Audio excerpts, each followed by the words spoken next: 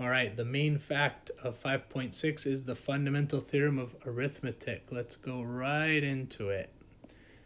So given any integer n that's greater than or equal to 2, we have that there's some primes some of which may or may not be the same prime, such that n is equal to the product of those primes. In other words, every integer greater than or equal to 2 can be factored into primes. This is something you practiced a very long time ago. You just didn't know that you were using the fundamental theorem of arithmetic. And it's unique. If I have a different way of factoring that integer n into primes, then it turns out that the amount of primes, s and t, is the same, and it turns out that the primes will match up. I'm not going to go over the proof of this one, but Euclid's lemma from 5.5 is involved. A convenient thing to do with the fundamental theorem of arithmetic is to write an integer as a product of prime powers. So if you look at this example, there's no powers on each of these, but it's there as an option if you need it. I guess technically the exponents are all 1 in these examples. If we factor each of these two numbers into their prime factors, we can see what's in common among them. We see that there's a 2 in common and a 3 in common. So the greatest common divisor is going to be collected from all the prime factors that are in common, which means the GCD of 426 and 246 is going to be 2 times 3, which is 6. So quick exercise for you to just follow along is take the factorizations of 153 and 732 and use that to figure out the GCD of those two numbers. Let's look at a couple more examples. Let's take 12,300 and 34,128. You can verify that if we factor each of these into their product of primes, some of these primes have powers on them. So what would the greatest common divisor of these two numbers be? Well, we want to take out as many 2's as we can and as many 3's as we can, and those are the only two primes that are in common to them. So what we can do is just focus on the 2's and the 3's. Now this stuff to the 0 power is just to help you kind of match up the format of each of them. You don't have to do that if you don't want to. The point is, if you have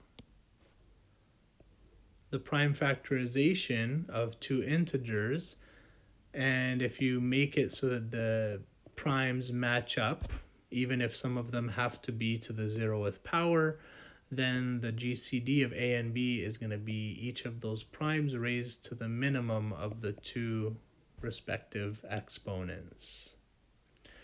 So for example, in something like this, you can use this idea to compute the GCD of these two factored numbers. So go ahead and give that a try. Okay, so we have this other idea, which is the least common multiple, which is the smallest positive common multiple, not divisor, multiple.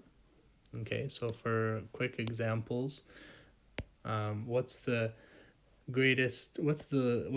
LCD of 6 and 8? Well, it's the least common multiple. So we have 6, 12, 18, 24, and then we have 8, 16, 24. This is the smallest one that's in common, the smallest multiple that's in common to both.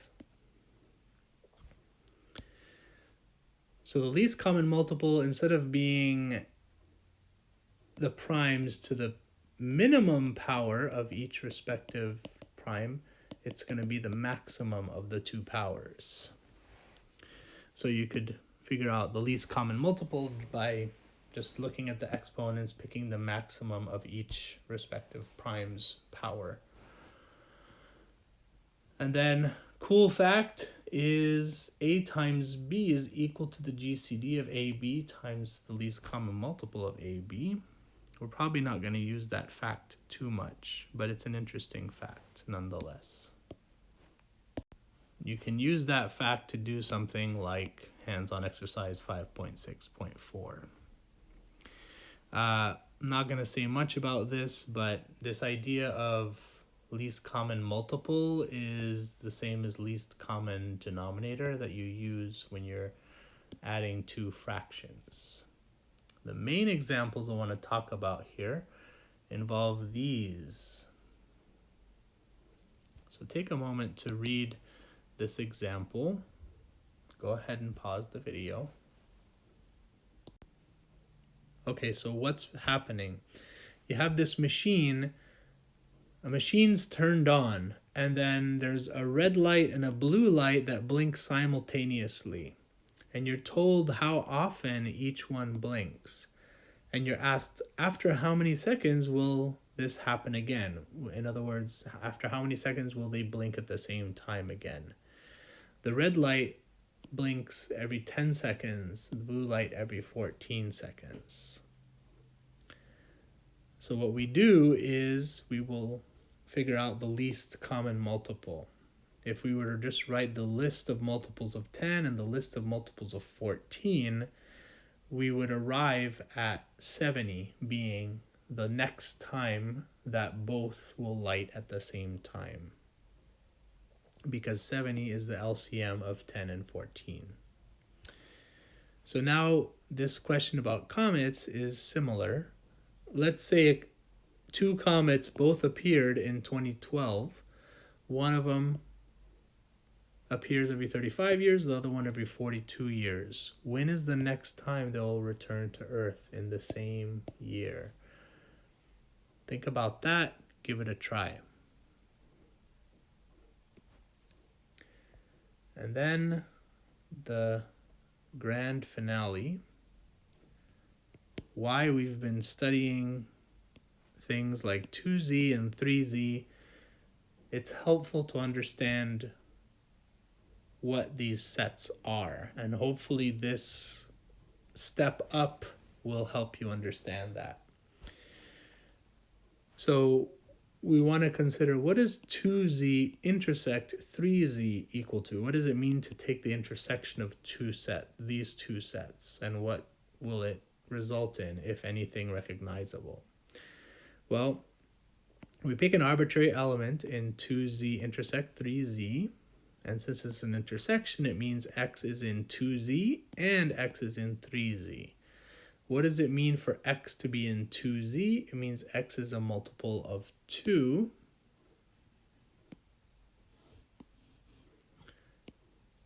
And if x is in 3z, it means x is a multiple of 3. So if you're a multiple of 2 and you're a multiple of 3, it means you are automatically going to be a multiple of the LCM, the least common multiple of 2 and 3, which is 6. If you're a multiple of 6, then you are an element of 6z. So that tells us that 2z intersect 3z is a subset of 6z. Remember, we did that strategy of picking something in the first set and then showing it belongs to the other set.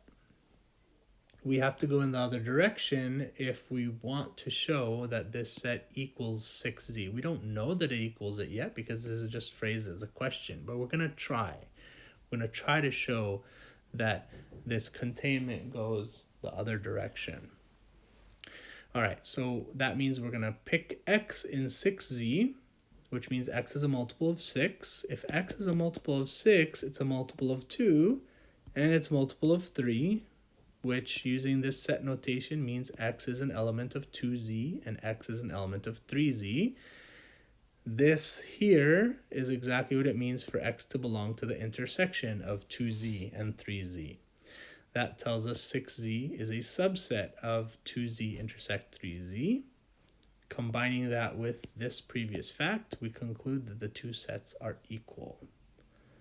So now the question for you is, what is 4z intersect 6z? Make a conjecture and try to prove it in a similar way as example 5.6.5. Okay, so we are done with this section. Any positive integer can be uniquely factored into a product of prime powers. Primes are the building blocks through multiplication of all positive integers greater than 1. You can think of this idea of a least common multiple of two integers, and it turns out that given any two positive integers a and b, you can multiply the GCD and the LCM of those two numbers and get the product of those two integers. These are the 5 problems I want you to do as practice. Notice there's more of an applied problem, and then there's a problem similar to the last example.